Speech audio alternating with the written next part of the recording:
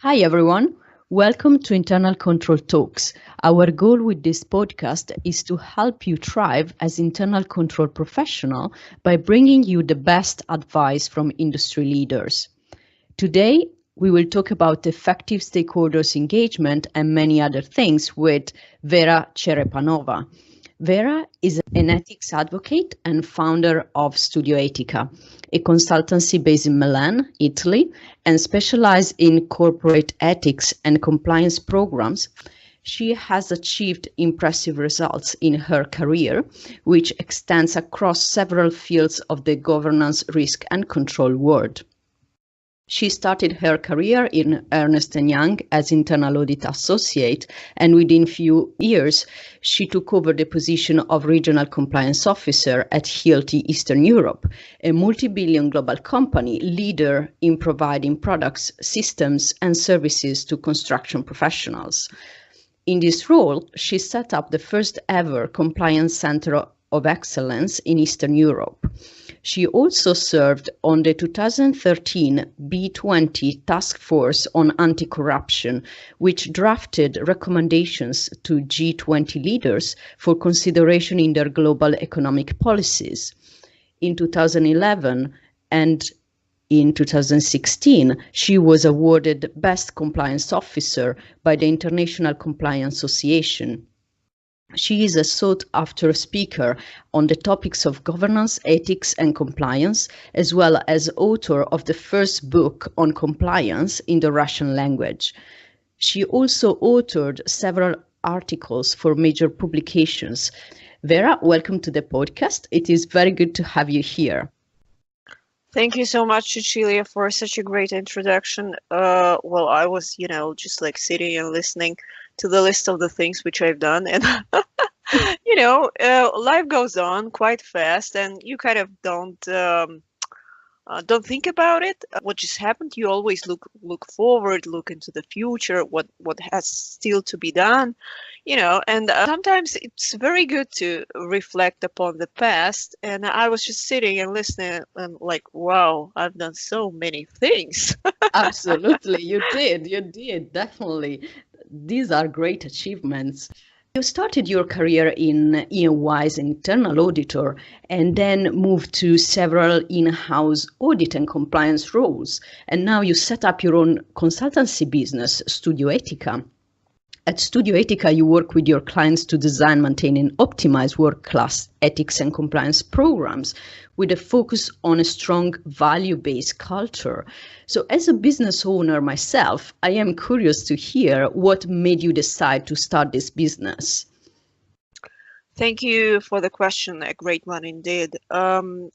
Exactly. Studio Etica is a small boutique consultancy that provides advice on corporate ethics and compliance programs. Although we're based in Milan, we do not work exclusively with the Italian market. We have been at the forefront in execution of a wide array of compliance projects for international businesses based in various jurisdictions. We work with Switzerland, we work with US, with UK, we work with Ukraine, and I just hope that our business is gonna continue in this way in the future. What makes us different, and as you absolutely rightly put out, is the focus on the ethical side of compliance and ethics programs. We focus on helping organizations achieve ethics-driven cultural transformations that not only drive legal compliance, but lead to enhanced integrity and positive behavioral change. We are convinced that this is the only way to go forward, to proceed, and that ethical culture is central to the meaningful compliance program that delivers actual results in the end. That's what we all look forward to have. In terms of how the business was set up and why I actually wanted to do it, well, that's kind of a difficult question because I don't have any, structured answer. That just happened somehow naturally. Yeah, indeed. Regarding my background, I have a substantial hands-on experience in compliance and ethics. I worked in-house for more than 10 years, for 12 years actually, in several jurisdictions. And at some point of time, I guess I just thought like, maybe that's a time for a major change. Maybe I'm lacking something here because, like, in terms of the in-house compliance experience, I was in a regional head position, which is, the second level in terms of a compliance, an average compliance structure in any large organization. That was quite high. I have seen a lot. I have seen enough, and I think that nothing could have surprised me at that point of time in terms of how to develop a compliance program, how to make it work, and how to implement it, how to monitor it. But basically, the thing which clearly lacked was a certain turnaround of experience from a very different perspective, which I'm having right now. I'm still working in compliance profession. I'm still working with compliance officers, but I'm on the other side right now because I'm doing a consultancy job. And that provides a very different perspective on the challenges that our profession is currently facing and how these challenges could be tackled. Secondly, I would say that consultancy is it's quite appealing to the people who would like to be at the forefront, because in-house is always a little bit lagging behind. That's kind of pretty obvious, right? Consultants are always, the first to bring in new ideas, changes. They are the first to react to new regulations and find approaches how to tackle the challenges posed by those new regulations. I think you would agree to that, right? So yes, basically, absolutely. yeah. So for the people who would like to be in avant-garde, at the forefront of the new things, which is clearly about me, I think that's a nice place to be. That's a nice way to go. Yeah, no, that really resonates with me. After being working in in-house role myself for several different companies, although I started in external audit, so external role to the company.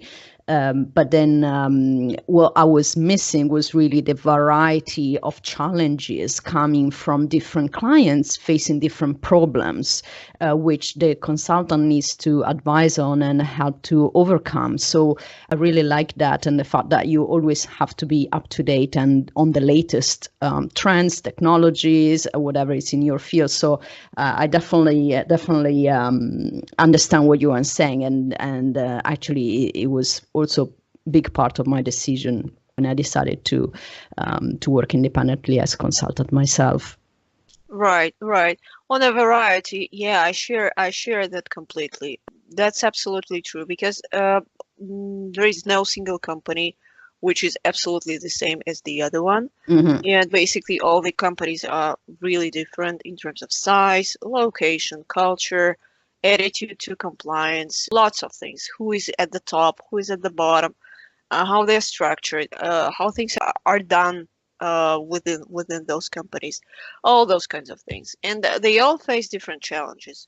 Although we're still talking about the same compliance and ethics programs, but I mean, for a single company, it's always be a tailored approach. And there is now, I won't say that there exists a box solution at this point of time, and a compliance and ethics program would always need some tailoring to the exact challenges the organization is facing. So basically, we're talking about having a client and having a very sophisticated and tailored approach to the client. And the more clients you have, the more approaches you need to think about, you need to develop. And that's all about the variety, exactly. Well, thank you for sharing that. That was really interesting to hear where you were coming from with your, with the setup of your business. And talking about challenges, as GRC professionals, we sometimes find ourselves in companies where compliance and controls are seen as tick the box function instead of added value to the organization.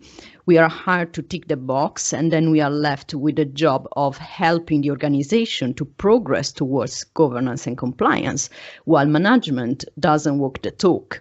So as expert in the world of ethics and compliance, which tips would you give to fellow professionals to deal with this type of situations and engage this type of stakeholders effectively? That's a great question.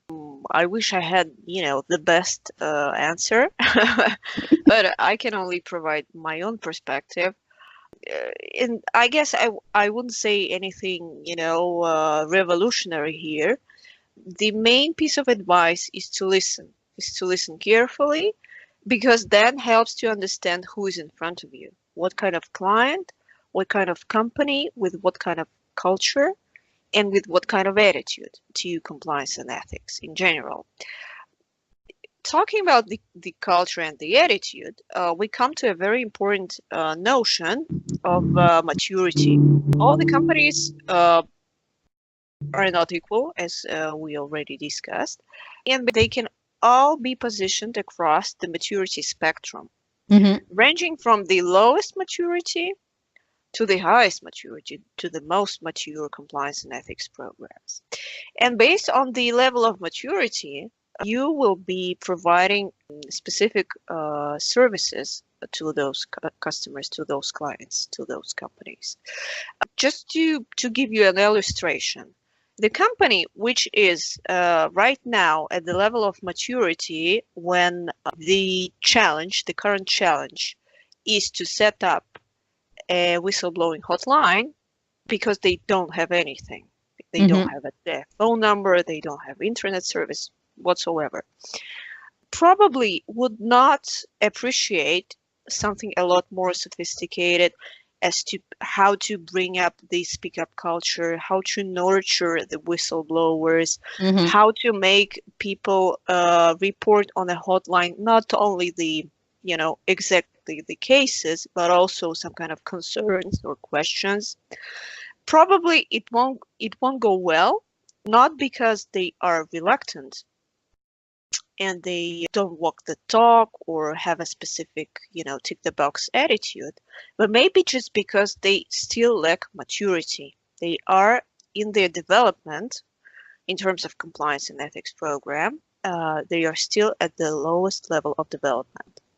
So basically, listening carefully and understanding who is in front of you and who are you talking to will save you the effort. And that would create a positive environment between you and the client, because you would be clear on the expectations. Yes, I think the word that you are using, maturity, it's really, really relevant. And sometimes, especially when we are working in-house, we sometimes forget about taking into account the maturity of the company itself. I mean, I've seen compliance executive and internal control executives as well trying to implement full-on 100% compliance, 100% control environment, while actually the company was much, much younger in that area. And so what I personally find useful, I don't know whether that's also your experience, to present clients and internal clients, in case you are working internally in the company, with a phased approach, to give them a picture of what we can do in the first year or second year and the key milestone, and then say, okay, maybe we should not stop here, but this is where we're going to focus for now. And then you have phase 2 and phase 3 over different period of times to show them how the company will lay out the journey into the compliance and controls world. You're absolutely right. I couldn't agree more. Exactly. Because we know for sure at this point of time that a mature, effective compliance and ethics program actually delivers results and actually drives the returns on investment. So we know for sure at this point of time that compliance is not always about negative effect on the bottom line. A mature and effective compliance program is actually delivering return on investment. And this phase approach, showing them the evolution with the small baby steps, how they could be achieving the best result possible, that's really a way to go. I fully support that. Because even with the baby steps and even with the small amount of investment at a low level of maturity, there is still a lot to be done. Mm-hmm. There is still a way to move to the next level of maturity. Yeah, I am totally with you with this. I think it's also reassuring for clients when they see like the overall picture, break down the journey into different baby steps, as you rightly said, and then just tackle one challenge after the other, and don't look at the overall challenge, which sometimes is a bit overwhelming for them as well. And then when they are overwhelmed, then usually this is when they shut down and they don't want to listen, and they become difficult to communicate with. Right. Back when you were working at Hilti, you managed to achieve 95% implementation ratio on audit recommendations. Can you share a few tips with our audience on how to achieve such high implementation ratio? Well, I guess the genius is 1% inspiration and 99% perspiration. So that's all about hard work. No other recommendation here. That's all about having a focus with the help of a KPI or whatever else you can use. But having a focus is really important. In my situation, we are referring to at Hilti, at that time, I had the luxury of a very strong support from the board. Mm-hmm. So tone from the top is really important, whether we want it or we don't want it. We listen to our leaders. We try to copy their behavior. They serve as role models for us. And basically, when the leaders say that, hey guys, this is the audit report, and that's really key to accomplish everything which is written in that report, people, start to move around. So regarding the more practical recommendations, I think we did three things. At least we tried to do those three things in a right way. I never wrote any meaningless recommendations. I know that some auditors sometimes do it, Yeah. unfortunately, because they think that, to have an empty or too short report is bad because it's gonna, say something about their competence level or whatever. Maybe someone would think that instead of doing an audit, they were, relaxing on a business trip, and that's why the audit report is so tiny. I never felt anything good about that, and I never wrote meaningless recommendations. If everything was fine, I was really happy to write that everything is fine. So try to be really honest and keep it meaningful. Secondly, that's a very important point. We always agreed on every recommendation with the department or with the responsible person who is gonna be responsible for the implementation of those recommendations. It comes with the experience, I guess, because Yeah. in my first audit reports, in my first engagements, maybe that was not so evident to me, and sometimes some discussion and some agreement with certain people on certain recommendations lacked, and there was always a certain ground for argument, and those recommendations were the most difficult to make people implement. But with the experience comes certain wisdom, and yeah, at a certain point of time, I guess I understood that this is really important, that because when you sit down in a cooperative manner and you kind of play openly with your auditees and you kind of say, look, guys, we have found this, this, and that, and we would recommend to do this, this, and that to cover all those issues. And you kind of discuss it in a two-way communication style, people get really comfortable because they know what's there in the audit report. There will be no negative surprise for them when the audit report arrives, and they are comfortable. They know what to expect, It's and very they kind of important. Yeah. and you're on the same page here, and that brings certain results in terms of accomplishment of the recommendations and in terms of cooperation. And the third thing was, of course, the time frame. we try to be really reasonable. Again, so when we went through the list of recommendations to include into the audit report, we always try to be understanding. For certain recommendations of, people always lack time and they always prefer to postpone the recommendations as much as possible. But in certain cases, we couldn't go with that, and we said, look, we have certain expectations from the board, we have certain expectations from the global audit team, for whatever. But with this recommendation, we would need to go faster. We understand that your people are always busy, but I mean, we have to prioritize here. I think you made really clear and practical points, and they resonate with my experience as well. And I'm really big on the communication with the control owner and the process owners whenever there is any issue, and especially I always recommend people I work with to check the facts first and make sure the facts are accurate, because the worst thing you can do is to understand the situation in a certain way, which then not necessarily the reality. So you don't want to have misunderstanding about what was the problem.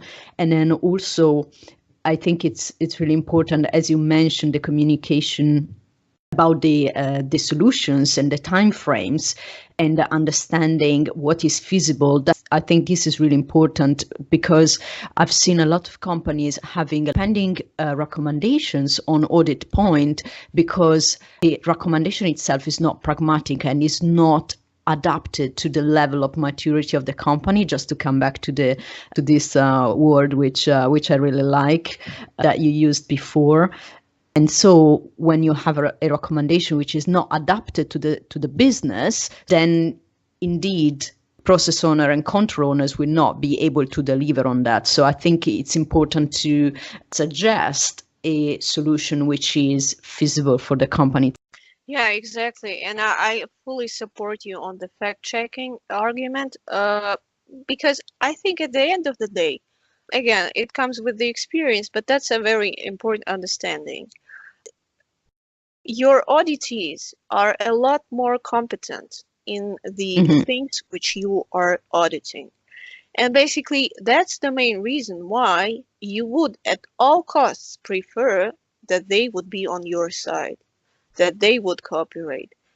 Just because if they do cooperate, you're making your life a lot easier, because they're going to be sharing with you their knowledge and their competence, which you obviously don't have, because as an internal auditor or an external auditor, you have to audit so many things. You just can't have expertise in everything, right? Having the people whom you're auditing on your side and having them in full cooperation with you from the first meeting is crucial, is really crucial, because it's going to save you a lot of effort. That's one thing. And secondly, that would serve a certain guarantee that you're not going to be writing any stupidity in the audit report at the end. Yeah, and you don't want to find yourself in the position of being in a meeting and then in the meeting when discussing the points, maybe, with high-level management, understand that you got everything wrong. I mean, that you didn't understand the problem. Right. Exactly. So talking about working together as team with the business, and especially on different cultural backgrounds. So as compliance professional who work in different parts of the world and with international businesses, you have a lot of experience in effectively engaging with stakeholders with a variety of cultural backgrounds. So which advice would you give to fellow professionals to develop the ability to be effective in engaging stakeholders with different cultural backgrounds? Well, when in Rome, do as the Romans do. The recommendation would be just to look around, to understand what's acceptable, what's not acceptable, talk to people, be open, try to fit in as much as you can, try to be respectful, try not to do anything which is obviously not acceptable at all. And then just try to be business oriented. Because in a modern world, with the globalization and all those movements of people and money and capitals and goods, services, talking about in a business tone, I guess is more or less the same everywhere. So keep it close to the business agenda. I guess in my profession in compliance and ethics, that's not really hard because we all know that the main regulations in terms of compliance and anti-corruption, for example, is quite international. We have FCPA, we have Mhm. UK Bribery Act. Both of these laws are have an extraterritorial application.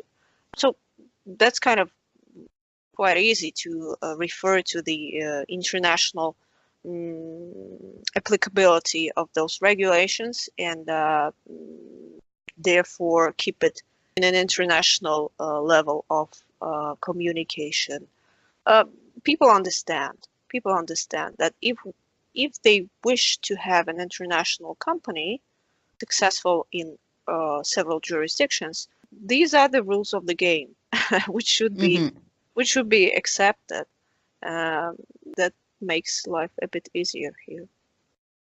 Yeah, a cultural component which sometimes people like internal control, internal audit struggle a little bit with is how to escalate issues effectively in different cultures. So I come across working with different countries, different ways to deal with hierarchy. Some companies are very hierarchic, so it's expected that you do escalate with the person boss, where you don't have a good feedback from the person you're interacting with, and in other companies that's something seen in a bad way, while in other context is seen as normal. So I guess sometimes when you operate across different cultures, it's not that easy to pick up what is the best style to have in terms of communication, issue escalation, and that kind of things. Well, that resonates quite well with the compliance issues as well, because when we start talking about ethical culture and the broader organizational culture, we are inevitably talking about the broader context of the country where the Mm-hmm. operations are based. Because people come to work with a certain background, with a certain mentality brought by their parents, school, university, friends, their circle, the church, things like that. So they kind of bring that background to work, whether we want it or we don't. And all those things are a part of a broader context, which has a huge influence on how people are behaving. What I mean is basically a very simple example. I hear very often the challenges the compliance officers are facing, and I was among those compliance officers when I was sitting in Moscow and taking the responsibility for the Eastern European region. If you look at the map of Transparency International, in terms of their corruption perception index, my region was always, the Mm-hmm. red, the one Mm-hmm. which was Yeah. always dark red.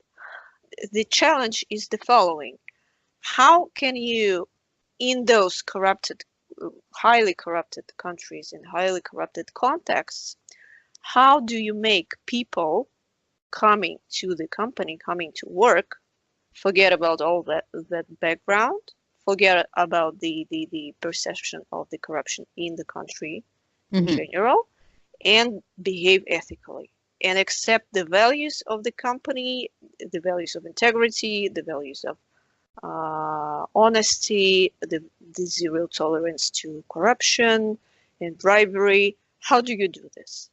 So that's kind of a challenge I hear very often wherever I go, from the clients and at compliance events and conferences. That's a difficult topic, indeed. So basically, you see that cultural context existing in the country has a major influence on the culture you're going to be having in the company. Yeah, That's for sure. absolutely. So before we wrap up this interview, I'm curious to know, what do you love the most about your work as ethics and compliance professional? That's a great question. I guess the best thing about compliance and ethics is the social impact. We hear every day that corruption, terrorism financing, money laundering are major issues and major obstacles to successful democratic economic development of many countries Mhm. around the world. And I think that our profession is really, really beautiful because it tries to tackle those issues. It tries to bring more transparency from a business side, and through that, through the business side for the private sector, influence the broader context in the countries where those businesses operate. With the help of that, I do believe that we as compliance officers do a very important job because we try to make the life of people better. We try to create a better future for the next generations by bringing in the transparency and the understanding of the bad things, which negative things, which corruption, for example, creates for the society. And is there any book or resource on the topic of corporate ethics that you would recommend, that you found eye-opening? I think that's a great question. I have quite a few books which were, yeah, exactly eye-opening in certain regards. But I guess for this podcast, I would point out just one. The author is Dennis Gentlin, and the title of the book is The Origins of Ethical Failures, Lessons for Leaders. That's a great book. It's quite technical because that's a kind of a repository of many, many, many interesting studies and experiments in behavioral science, Mm-hmm. which kind of demonstrate why the mainstream approaches to compliance and ethics, meaning purely legalistic, are not working as we would like them to work. Mm-hmm. Dennis Gentlin, he's not a writer himself. He's a whistleblower. He's a financial services professional, and he has been working in banking industry before he came across a certain situation at the National Australia Bank. This story was quite well known. It all happened in 2004. He blew the whistle. He reported the situation, and there was a scandal. There was an investigation. A lot of people were fired because of that scandal. Everything was discovered by the authorities, properly investigated. After this experience, he reflected upon the situation and decided to write a book. I absolutely recommend this book. Thank you. That sounds really interesting, and the background of the author as well. I'm gonna make sure I read that myself. Thank you very much for sharing that. That's really interesting. What is your take on the future of the risk compliance and controls industry in the next 10 years? Where do you think we are heading? Well, the good news is that I'm pretty sure that compliance profession, risk profession, is not gonna disappear. And we're still gonna be on high demand.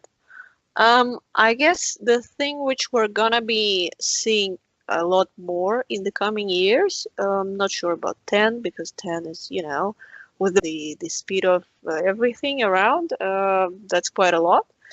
But in at least in several years to come, I'm pretty sure that we're going to be seeing a lot more of technology application to compliance and ethics. Mhm.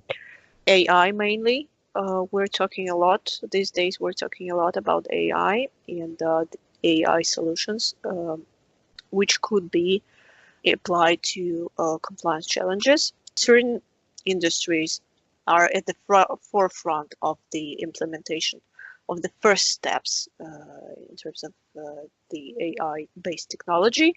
I'm talking about the financial industry, obviously, right now, because banks have to monitor so much data on a daily basis, all the transactions and clients, for the KYC procedures, for daily monitoring, for all those sanctions lists, all FAQ lists, politically exposed persons lists, all those things. So basically, they are already trying to apply machine learning technology and AI technology. At this point of time, the solutions are quite expensive. That's why maybe still not for everyone, not okay for everyone. However, with the development of the technology, it's going to get cheaper and it's going to get more affordable, and more companies would probably like to apply that technology. We're seeing a very strong demand already now, a very strong interest. Let's call it an interest, because probably not demand at this point of time, because there are lots of discussions and lots of talks in compliance community about AI, but at this point of time maybe a little bit more speculative than realistic. Because not that much understanding what AI actually is and how it works. Sounds really fun, sounds really fascinating. Future, artificial intellect doing everything for a compliance officer, but all this is really, first of all, really general, and secondly, still really far from the reality.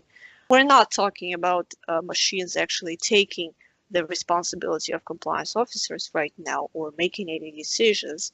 At this point of time, we're still talking about the operational efficiencies which AI technology is going to bring.